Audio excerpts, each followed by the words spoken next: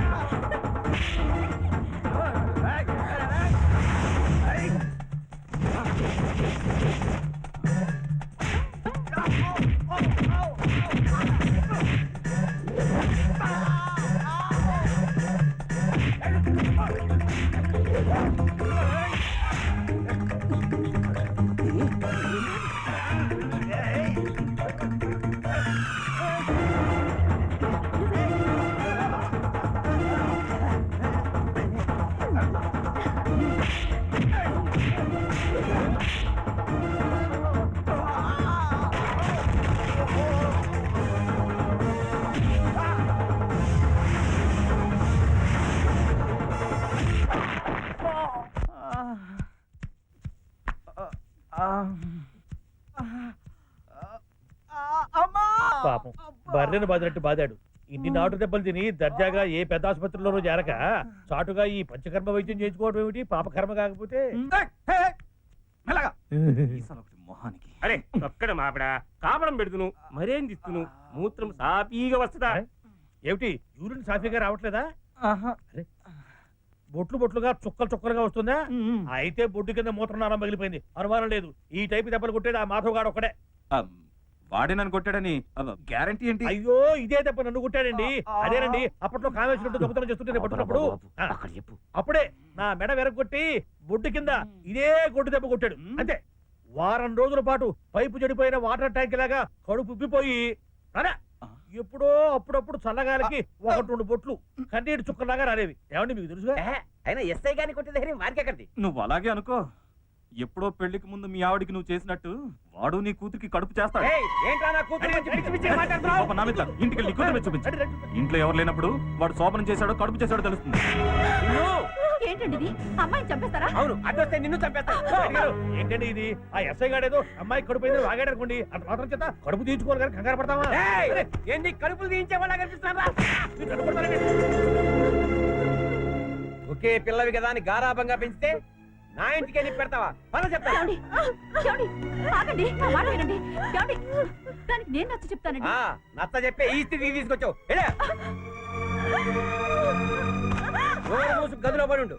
బయటికి అడుగు పెట్టావో కాళ్ళు కాదు నిన్నే నరికే చేతులు కడుక్కుంటా.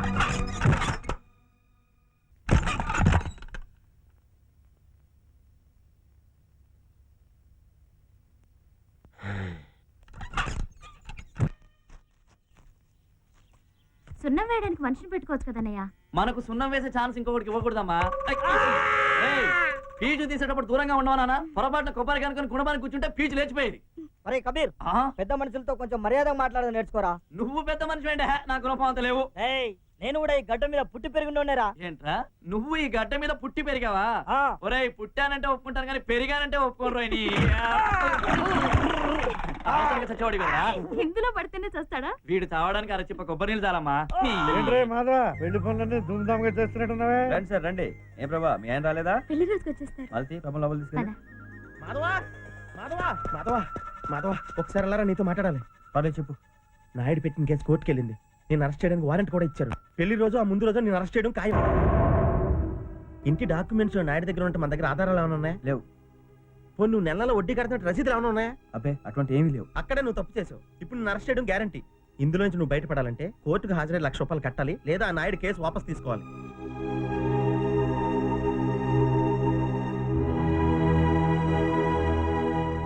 టెన్షన్ పడకు. మాలతి పెళ్లి ఆగకుండా ఉండాలంటే మనం మెట్టు కిందకి దిగాలి.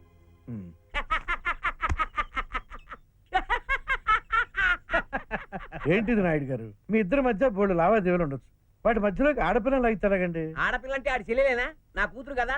ఇట్లాంటి దొంగదో నీ కూతురు ఎంట పడితే నువ్వు ఊరుకునేవాడివా? ముందు వాడిని నా కూతురుతో ప్రేమ వదులుకోమని చెప్పండి. సరేనండి, మీరు చెప్పినట్టే మీ అమ్మాయితో మా వాడు ప్రేమను వదులుకుంటాడు. మరి మా మాధవ్ ఇంటికైతే ఇచ్చేసి కేసు వాపస్ తీసుకుంటారా? పాత కోచి కోసం పకీర్ రాయబారం అని మధ్యలో నువ్వేంట్రా? ఆ మాట వాడు చెప్పాలి. సరే వాడితోనే చెప్పిస్తాను. ఏంటి వాడు చెప్పేది? అంత తేలిగ్గా తెరదించడానికి ఇదేం డ్రామా కాదు బాబు, ప్రేమ. నిజంగా డ్రామానేనండి. అవునండి, ఈ ప్రేమ మేమందరం కలిసి ఆడిన నాటకం.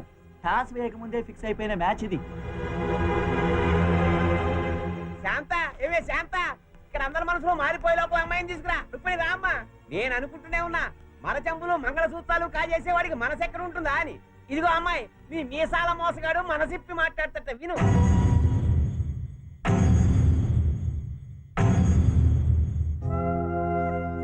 రే ఇంకా ఆలోచిస్తావేంట్రా? దీనికోసంగా మన ఇంత నాటకం ఆడింది. వెళ్ళి చెప్పు చెప్పు. ఎందుకంటే మంచి ఛాన్స్ రాదు. వెళ్ళి చెప్పు.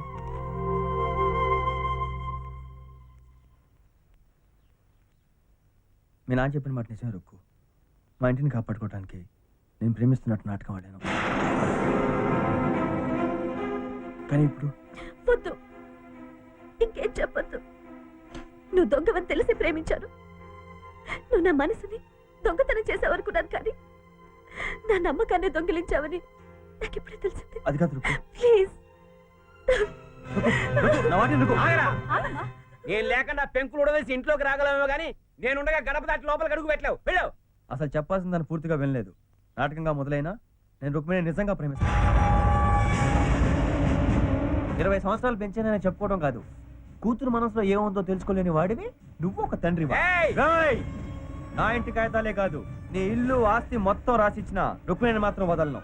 నా చెల్లికి ఎలా పెళ్లి చేయాలో నాకు బాగా తెలుసు. నువ్వేం చేసుకుంటావో చేసుకో. సార్, వాడు ఎవన్నాడు తెలుసా? చిన్నమ్మాయి, వాడు అంత మాట లేదు. ఏడోకమ్మా. మరి ఇన్నాళ్ళు యేసుక్రీస్తు శిలువను మోసినట్టు మీ చెల్లెల బాధ్యత నువ్వు ఒక్కడవే మోస్తున్నట్టు నటించావుగా. ఇప్పుడు ఏమైంది?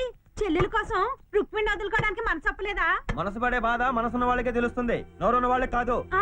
చూసారా చూసారా, ఇన్ని మాటలన్న తర్వాత ఇంట్లో ఒక్క క్షణం కూడా ఉండకూడదు. పదండి వెళ్దాం. ఈ టెట్లు వస్తాను బట్టలను వేసుకొని.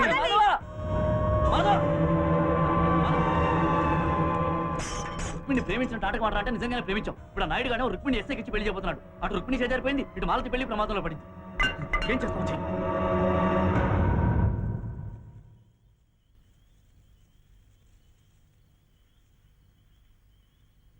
మాధవ, వాళ్ళు ఏంటి ఇలా వచ్చావు? పెళ్లి చూపుల రోజు జరిగిన గొడవ వల్లే నేను మాలతిని చేసుకోవడానికి మా వాళ్ళు ఒప్పుకోలేదు. ఎంతో కష్టపడి అందరికీ సర్ది చెప్పాను. మళ్ళీ పెళ్లి రోజు ఏదైనా గొడవ జరిగిందంటే ఇక ముందు ఎటువంటి గొడవ జరగకుండా నేను చూసుకుంటాను వాళ్ళు. మరి కోర్టులో కట్టాల్సిన డబ్బు అదే ఆలోచిస్తున్నాను. తీసుకోండి. ఏంటిది? ₹1,00,000. ఇది నేను బిజినెస్ కోసం దాచుకున్న డబ్బు. ప్రస్తుతానికి కోర్టులో కట్టేసి ముందు సమస్య నుంచి బయటపడండి. వాళ్ళు ఇది నీకు నా చెల్లెలు చాలా అదృష్టవంతురాలు వాళ్ళు. ముందు మీరు లాయర్ని కలిసి మిగతా ఏర్పాట్లు చూడండి. అన్నట్టు ఈ డబ్బు నేను మీకు ఇచ్చినట్టు దయచేసి మా వాళ్ళు ఎవరికీ తెలియనివ్వకండి. మళ్ళీ అనవసరంగా గొడవలు అవుతాయి. అలాగే. వస్తాను. రేపు పొద్దునే పెందలాడారండి. 2 రోజులు ఏముంది తిన్నాలా? ఎక్కడ పనులు అక్కడే ఉండిపోయాయి. ఇదిగో ఇవాళ డబ్బులు తీసుకోండి. స్వామి, సమయానికి డబ్బుల నుంచి ఆపద నుండి కాపాడావు. ఇక పెళ్లి కూడా శుభంగా జరిపిస్తే జీవితం ఇంకెప్పుడు దొంగతనాలు చేయను. ఏమిట్రా? చూడండి వీడు ఈ టైంలో వచ్చాయండి. అవును రోయ్, ఎందుకైనా మంచిది నువ్వు వెళ్ళి తలిపేసుకో. మాధవా మాధవా మాధవా, గుడి మూసేసే టైంలో వచ్చావేంటి? తలుపులు వేసుకోవాలి పదా. ఏమిటి మాధవ అలా ఉన్నావు? అబ్బే ఏం లేదు పూజారి గారు, నేను ఎప్పుడు అంటుంటానే, నేను మనసు పెట్టి మేసం మెలేస్తే సాక్షాత్తు ఆ దేవుడే నా వెంట వచ్చేస్తాడని.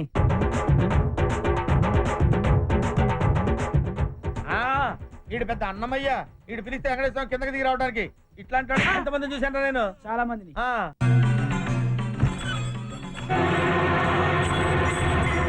గురుగారు దేవుడు కనిపించట్లేదండి. పిచ్చివాడా, దేవుడు ఎవరికి కనిపించడరా? అందుకే కదా విగ్రహం పెట్టుకుని పూజించేది. అబ్బా నేను చెప్పేది ఆ విగ్రహం కనిపించట్లేదండి.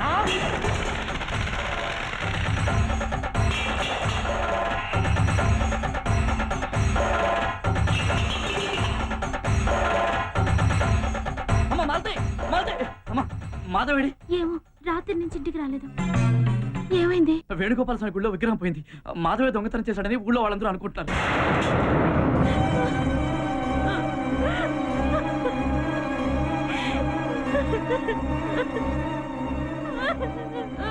మాలతి, అమ్మా మాలతి, ఏమైందమ్మా? రేయ్ ఏమైందిరా? రేయ్, మాలతి పెళ్లి చేయడానికి దేవుడు విగ్రహం దొంగతనం చేయాల్సి వచ్చిందా? నేను అమ్మ మాలతి, నేను వద్దు, నా దగ్గరికి రావద్దు. ఎప్పుడు గుడికి వెళ్ళినా నేను మనసు పెట్టి పిలిస్తే ఆ దేవుడే నాతో వస్తాడని మీసం మెలేస్తుంటే ఏదో సరదా కనవన్నీ నవ్వుకునేదాన్ని. కానీ నీ మనసులో ఇంత పాపం ఉందని ఊహించలేదు. ఇన్నాళ్ళు నువ్వు చేస్తున్నది తప్పైనా నా కోసం చేస్తున్నావు కనుక ఆ తప్పులన్నింటికి శిక్ష కూడా నాకే విధించమని ఆ దేవుణ్ణి కోరుకునేదాన్ని.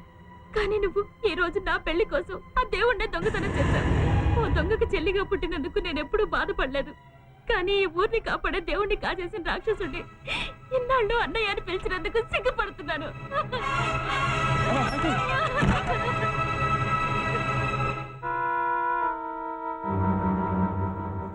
సార్ నాకే పాపం తెలియదు సార్. సార్ మీరు కూడా నన్ను నమ్మకపోతే రే రే రే, నువ్వు ఈ దొంగతనం చేయకపోతే రాత్రికి రాత్రి ₹1,00,000 ఎలా సంపాదించావు? కోర్టులో ఎలా కట్టావు? ముందు ఆ సంగతి తేల్చరా. అది ఈ డబ్బు నేను మీకు ఇచ్చినట్టు దయచేసి మా వాళ్ళు ఎవరికీ తెలియనివ్వకండి. నువ్వు మిసాలు మెలేశావని దేవుడే నీకు భయపడి కుండీలో డబ్బు నీకు హ్యాండ్ ఓవర్ చేశాడా? చెప్పు. ఆడెప్పుడన్నా అడిగితే నిజం చెప్పాడురా. రేయ్ నా మాట వినంట్రా, నిజంగా నాకేం తెలియదురా. రే ఆడికి ఏమీ తెలియదంట్రా పాపం.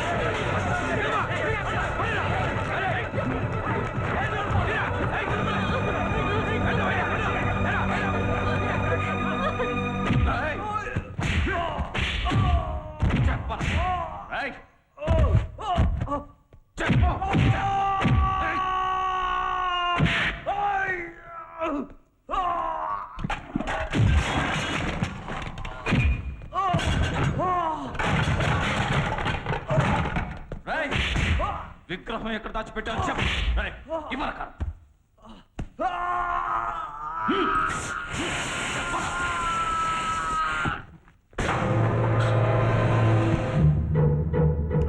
వనదులే.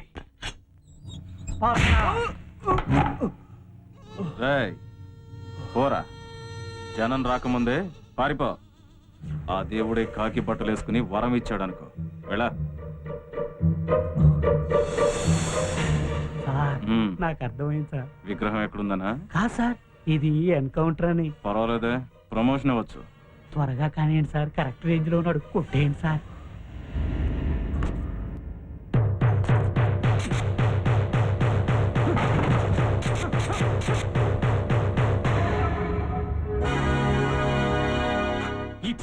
నేను నిర్దోషణ నిజం ఈ 4 గోళ్ల మధ్య సమాధి అయిపోతుంది అనుకున్నాను. నా నిజాయితీని నిరూపించుకోవడానికి అద్భుతమైన అవకాశం ఇచ్చావురా. థ్యాంక్స్.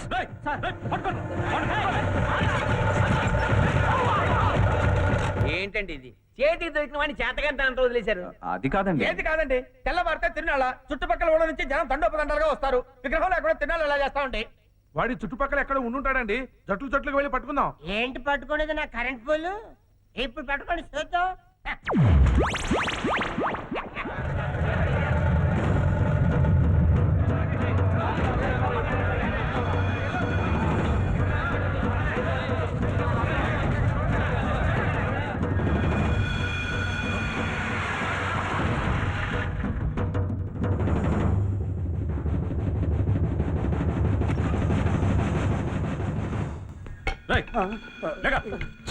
పక్కగా వేసుకున్న ప్లాన్ రివర్స్ అయింది. ఊళ్ళో వాళ్ళు రాత్రి పగలు నిద్ర మానుకుని ఆ మాధవ్ గారిని వెతుకుతున్నారు. ఇలాంటప్పుడు మనం విగ్రహం బయటికి తీసామంటే అందరం దొరికిపోతాం. రేపటికైనా ఆ విగ్రహాన్ని బాంబే చేర్చమని సేట్ తొందర పెడుతున్నాడు సార్. ఏయ్, మీ సేట్కి ఏం తెలుసు ఇక్కడ పొజిషన్? ఆ మాధవ్ గారు దొరికే వరకు విగ్రహం బయటికి తీయడానికి వీలు కాదు. అప్పటిదాకా మీరు ఇక్కడే ఉండండి. ఏంట్రా చేతికి దెబ్బేంటి? ఆ పాడుబడ్డ బావిలో దిగినప్పుడు చెయ్యంత గీరుకుపోయిందిరా.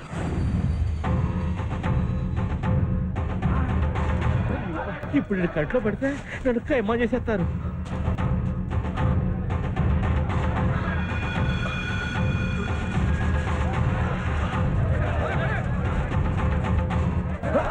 నాకేం తెలియదు, నేను దొంగ గారు. నువ్వా? బాబాయ్, తెల్లారితే పెళ్లి పెట్టుకుని ఏంద్రు ఈ గోలంతా? మాలతిని తలుచుకుంటే నేను చాలా బాధగా ఉంది బాబాయ్. అది నా చెల్లెలుగా పుట్టడమే దాని దురదృష్టం. పాపం, అందరూ ఉండి కూడా ఆ పిల్ల దిక్కులేదైపోయిందిరా. నిన్ను పోలీసులు పట్టుకెళ్ళాక ఊళ్ళో జనం అంతా ఇంటి మీద పడి పెళ్లికి అందించిన షేర్లు సామాన్లు అన్ని పట్టుకుపోయారు దొంగరాయండి. నాకు కూడా నీకు ఇతను సాయం చేయాలని ఉంది కానీ నేనేం చేసేదయ్యా, ఏం చేయలేను. అవునరా, ఇంతకీ ఆ విగ్రహం ఆ దొంగతనం చేసింది ఎవడో కాదు బాబాయ్, ఆ ఎస్ఐ గాడే. నేను అప్పుడు అనుకున్నాను రా, ఆ తాళాలు బద్దలు కొట్టినప్పుడే ఇది నీ పని కాదని. నువ్వైతే పైనుంచుకుతావుగా. అయినా ఇదేందయ్యా, ఆ పోలీసులు కూడా మనతో పాటు దొంగతనం చేస్తే మనం ఎట్లా బతికేది? ఇంతకీ ఆ విగ్రహం ఏమైనట్టు? అదే నాకు అర్థం కావట్లేదు బాబాయ్. అరే ఏందయ్యా ఇది? ఏం లేదు బాబాయ్, గట్టి దిగుతుంటే గీరుకుంది. చేతికి దెబ్బేంటి? ఆ పాడుబడ్డ బావిలో దిగినప్పుడు చెయ్యంత గీరుకుపోయింది. బాబాయ్, ఆ విగ్రహం ఎక్కడో లేదు. నీ ఇంటి పక్కన ఉన్న పాడుబడ్డ బావిలోనే ఉంది. వాడు నన్ను కూడా ఈ కేసులో ఇరికిచ్చినట్టుకున్నాడు రా. బాబాయ్, చూద్దాం పదా. అదిగోరా విగ్రహం. ఇప్పుడు ఎట్టాగా బాయ్, నువ్వు దొంగవే నేను దొంగనే. ఆ ఎస్ఐ గాడే విగ్రహాన్ని కాజేసి ఇక్కడ పెట్టాడని నువ్వు నేనే కాదు స్వయంగా దేవుడు దిగొచ్చి చెప్పినా ఈ జనం నమ్మరే. అందుకే బాబాయ్, ఆ ఎస్ఐ గారి విగ్రహాన్ని బయటకు తీస్తున్నప్పుడు జనం చూస్తుండగా పట్టుకోవాలి. బాబాయ్, నువ్వు నాకు సాయంగా నిలబడతావా? నేనా? ఈ ఆని కాడుతోనా? నువ్వు రా చెప్తాను. దా, సరిపదా. ఇందులో కూర్చో. నేను మూటగడ్డి నాతో పాటు తీసుకెళ్తాను. నేను దొరికితేనే కానీ ఎస్ఐ గారు స్వయంగా వచ్చి ఆ విగ్రహాన్ని బయటికి తీయడు. అందుకే ముందు నేను వాడికి పట్టుబడతాను, ఆ తర్వాత నువ్వు నన్ను తప్పించాలి. సరేనా? దా, కూర్చో. అర్థమైందిరా.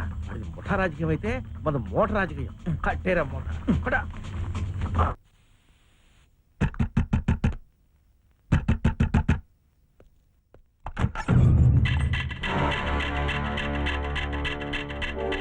ఆహా, ఈ బట్టల్లో భలే ఉన్నారా పెళ్లి కొడక్క.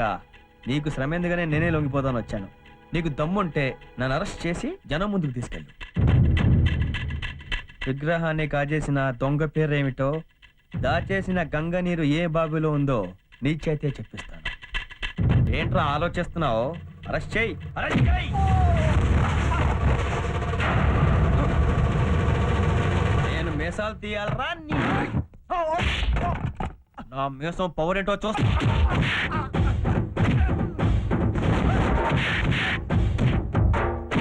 ఈ బస్సులో మాధవ నన్ను పెట్టినట్టు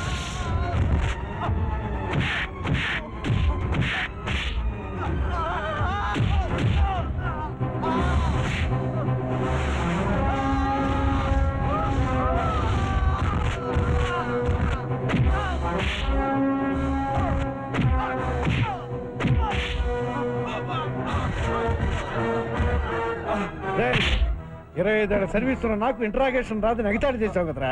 ఓ కానిస్టేబుల్ నేరస్తుని కొడితే అది డ్యూటీ, ఎస్ఐని కొడితే అయ్యా అది చరిత్ర. అది చరిత్రరా. చరిత్ర. చరిత్ర.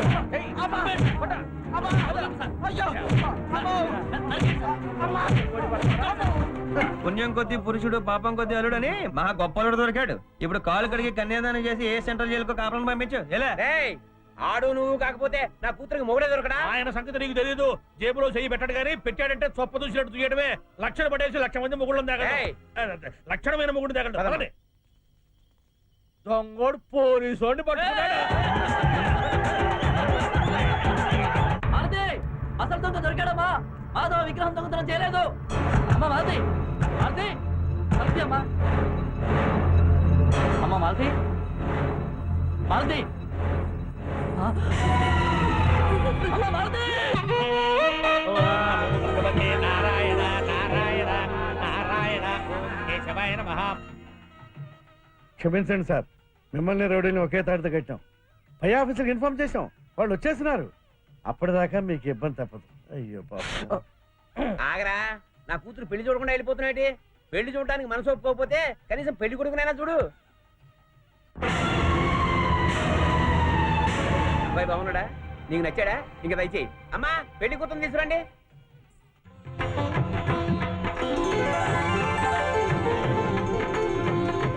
ఏంట్రా నోట మాట రావట్లేదా? నువ్వు అప్పుడప్పుడు దొంగ నాటకాలు ఆడి నాకు బీపీ పెంచేవాడు కదా, అందుకే నీకు చిన్న జరికిచ్చా. మహాప్రభువులు అయ్యా, పెద్ద మనసుతో ఈ వివాహానికి అంగీకరించారు. అలాగే మంచి మనసుతో రుక్మిణి మాధవుల వివాహానికి కూడా అంగీకరించారంటే సింగిల్ మంత్రానికి డబుల్ పెళ్లిళ్ళు. గురుగారు ఒకటే సంభావనిస్తే నీ వాటా కట్టు.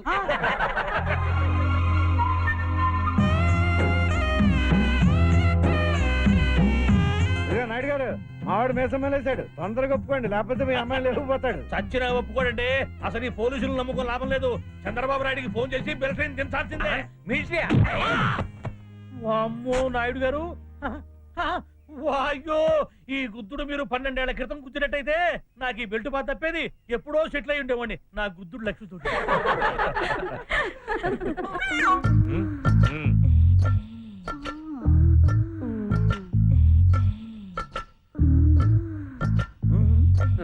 గోంగూర